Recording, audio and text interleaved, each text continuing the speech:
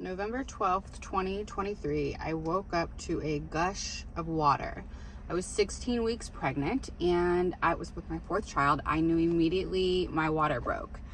I kept saying, it's over. It's over. I knew it was all over. After an emergency room visit, we were scheduled to go to the doctor, my OB, 2 days later. And basically at that doctor's appointment, I was told that the baby would pass within a couple days because the baby cannot survive without amniotic fluid. And they confirmed I had no amniotic fluid. My water had broke. So for the next 2 weeks, we essentially grieved a child. At one point I told my boyfriend, I just feel like he's dying this slow death and I cannot do anything about it. We went to the doctor every 3-ish days, doing an ultrasound and just expecting the worst every time. After about 10 to 12 days, I don't remember exactly, after about 10 to 12 days, we went to what we were for sure was going to be our last doctor's appointment. Doctors were like, he will have no heartbeat, or your body will go sepsis by this time and we will have to terminate pregnancy. We went into the doctor's appointment and there was a fucking heartbeat. There was still a heartbeat. This baby was still going with zero amniotic fluid. The doctors were completely baffled. He told me at that point, I've been studying, I've been an OB for 27 years. I've never seen a good outcome from this. You should probably just terminate, so we don't have to keep coming back every 2 weeks because the baby will pass and or your body will go sepsis. That is it. I had this weird sense of optimism and calm, and I just knew everything's gonna be okay. I said, doctor, I can't terminate pregnancy knowing he's still fighting. And the doctor kind of threw up his hands, was like, okay, well, I guess, we'll just continue to check once a week. It's PPROM, it's when it was premature, hold on, I can't think of what it's called. Preterm premature rupture. Membrane rupture. I can't think of what PPROM is what they call it. I can't think of exactly what it's called now, which is crazy because it took up fucking so long in my life. Anyways, the baby you have a 5 to 10% chance to make it 5 more weeks. When someone's membranes rupture, when your water breaks, it has 5 to 10% chance to make it 5 more weeks. Anyways, and I was only 16 weeks, and that would put me only at 21 weeks. Viability of life is not even until 23 weeks. So there was nothing good was gonna come from this, is what everybody was telling me. That's not what I felt. That is not what I felt in my fucking heart. I just had this deep sense of knowing that everything was gonna be okay. For the 2 weeks leading up to that doctor's appointment where I decided that I was gonna stop being a victim in this situation, I was a victim. And rightfully so. I think most people would be. I was grieving. I felt like there was nothing I could do. There was nothing I could do. After that doctor's appointment, I decided I was done being the victim and that I was more powerful than I was giving myself credit for. And I was going to do everything in my power to save this baby. Now, what happened in my case, if you have watched any of the videos, he's thriving. Brix is 18 months. He is amazingly perfect, healthy, absolutely thriving. Spoiler alert. But what I'm not saying what happened in my case is what you should do if you're in the same position. I'm not saying, this was a fucking miracle, everything that we have been through in the past 2 years and how good everything turned out. This is no way, shape, or form medical advice. I'm just telling you my story because I truly believe we are more powerful beings than we realize or than we give ourselves credit for. I think so often we put our power in other people's hands and even God's hands. Yes, this is truly a fucking God thing. God saved my baby, but God gave me the willpower, the strength, the knowing. God gave me the knowing to move forward with my decisions on everything that happened with Brix. What happened after that doctor's appointment truly changed my life and will forever be a milestone, a huge milestone in the turning point of my life. And Brix spent 156 days in the NICU. He came home only on a small amount of oxygen. Doctors told me when he left, first off, the chances of him being here were very slim to none. I was told that numerous times during my pregnancy and in his hospital stay. The fact that he went home without a tracheotomy, because when he was born, his lungs were completely non-functioning. The fact that he only went home on oxygen and not a tracheotomy was 1 in 5 million. I should have been ecstatic. I was ecstatic. I was so proud and so happy with all the hard work that my sweet baby had done. But when he got home, I was at my worst mental state I had ever been at. Like my lowest of low. I just cried every day. My postpartum rage was insane. And I have had to dig myself out of that hole. And that was the whole reason for Brix coming into this world, was to show me all of the lessons that I have had to go through the past year and a half. Could have so easily played the victim of the whole thing. I could have so easily went back to living life exactly how I did prior to Brix. Like, I think one of my biggest things is seeking outside validation. Like, my happiness was rooted in everybody else and everything around me, my friendships, my relationships, my kids. I didn't love myself. I didn't know how to love myself. I didn't even know that I didn't love myself. But I had to uncover all of these things as I was going through this, and I chose to truly sit in all of it and to peel back all the layers of what I needed to fix about myself. You have two choices in life. You can continue to be the victim of your circumstances. You can continue to live the same life over and over, year after year, the same people, the same circumstances, the same experiences, the same woe is me. Or you can take control of your life and you can truly fucking manifest every desire that you have if you make the choice. If you do the shit that a year, guys, take a year and do the shit that you need to do. Learn to love yourself. I will say it until the day that I die. The only problem you have in this life is the way that you love yourself. Every problem or situation in your life is rooted in self-love. It is God trying to show you something that needs to be fixed within yourself. You cannot change fucking people. Stop trying. The only thing you can change is yourself. If something outside of you is triggering you, if something outside of you is upsetting you and making you feel a certain type of way, it is God trying to tell you something within yourself needs to change. And 9 times out of 10, it's the way that you love yourself, or how much you love yourself, or some form of self-love. The other thing of it too that I've learned the past year and a half going through all of this, I've been in so many different stages of my life, which I think we all are. When I was pregnant, my other 3 boys went to their dads 3 days a week. So I did a lot of meditating in that time, which I think was so important for me and for the healing of my body and for the healing of the baby. And I was a little bit more in kind of like a soft era of my life, and just a lot of meditation, a lot of sitting, a lot of healing. But when Brix came home, then essentially I had 4 kids, and I didn't have time to meditate. I haven't meditated in forever, and I hate that because I love meditation. I think it's so fucking important. But the point of me saying this is I've healed more in the past year and a half through the thick of fucking chaos. Like, your healing doesn't have to be a certain way.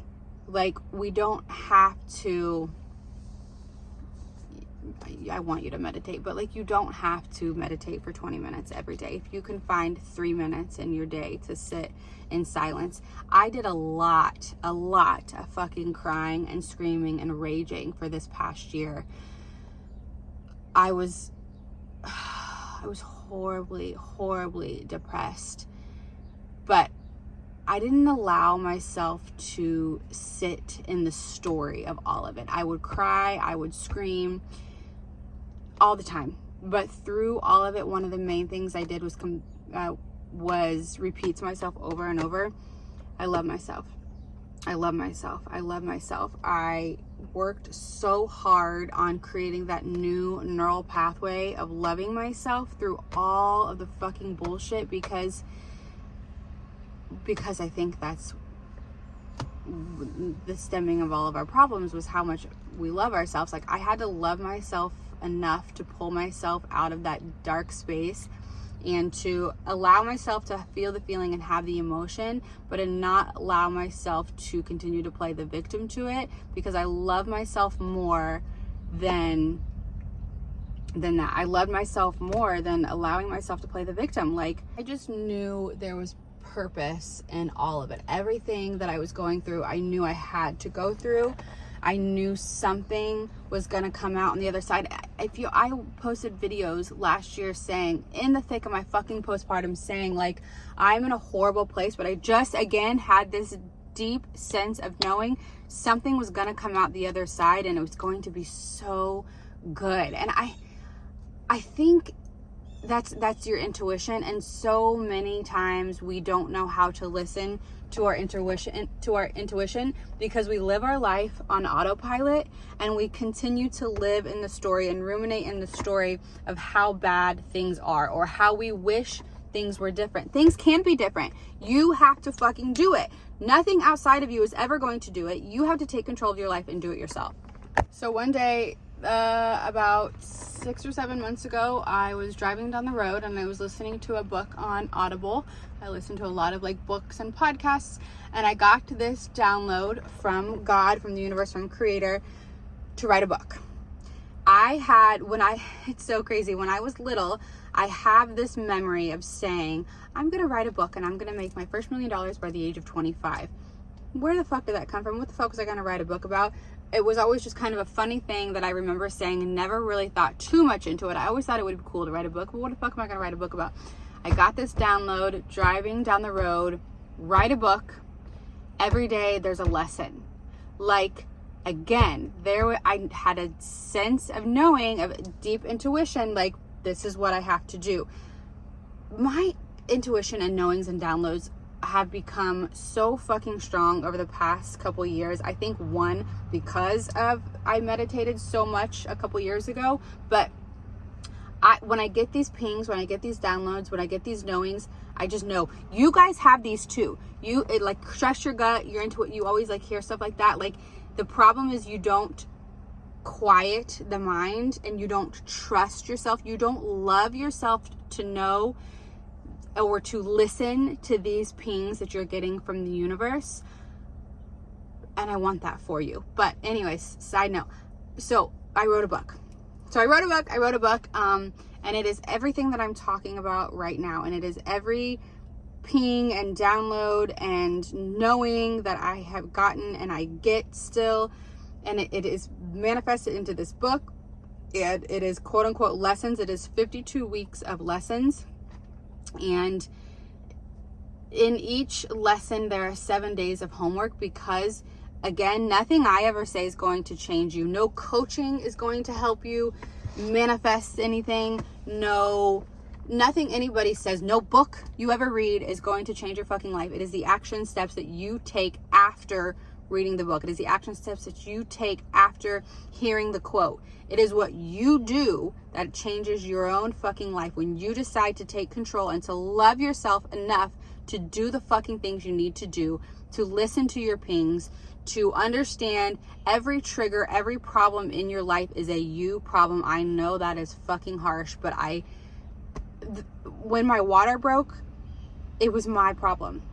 It was my fucking lesson that I had to go through to become the person that I am today. And here's the other thing too. I had a deep knowing that Brix was going to be okay, but like, I didn't know. That could have totally went the other fucking way, and I just had to be okay with whatever fucking happened. Thank God I don't have to know what that feels like. And I pray for people who have been on the other side of that. It is awful. I can't even fucking imagine. And I'm not saying, again, this is not medical advice. This is just what I went through. And I could be speaking a whole different tune if he had passed away. But I don't know. Like, for me, I just know this is everything that I had to go through to get to where I am today. And I'm a completely different person because I chose to sit in the situation and to unpack all of the layers of it and to do the fucking work. And I am again, completely different person, a completely different mother. I can't even explain how I feel and what I've gone through. The book, I think, explains it the best.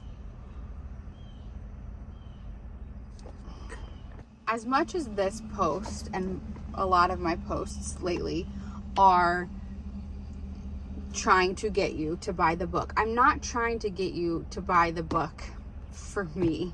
Like, I truly have so much faith in this book that it is going to help other people, other women especially, to find their happiness and their fulfillment in life. Also, like, transformation begins with a transaction. You can listen to this video, just like I said, anything you listen to on the internet, anything you read in a book, listen to on a podcast, it's not going to change your life. It's when you have an emotional connection to the transformation, when you have some skin in the game, that's when shit changes. Because I've been preaching this stuff honestly for years. I've been going through my spiritual awakening, my healing for years, and even with Brix this past year and a half, I have shared everything that I have gone through on social media, free content. It's not going to fucking work until you have skin in the game, until you have a transaction that will prompt you to create your own transformation. The book is linked in the description below. You can use code HAPPY to get $10 off of your purchase. All honesty, here's the thing too. I'm still going through the final edits of the book. So there are some misspellings in the book and some capitalization errors, but I was just so excited to get it out that I went ahead and released it now. So if that kind of thing bugs you, maybe wait.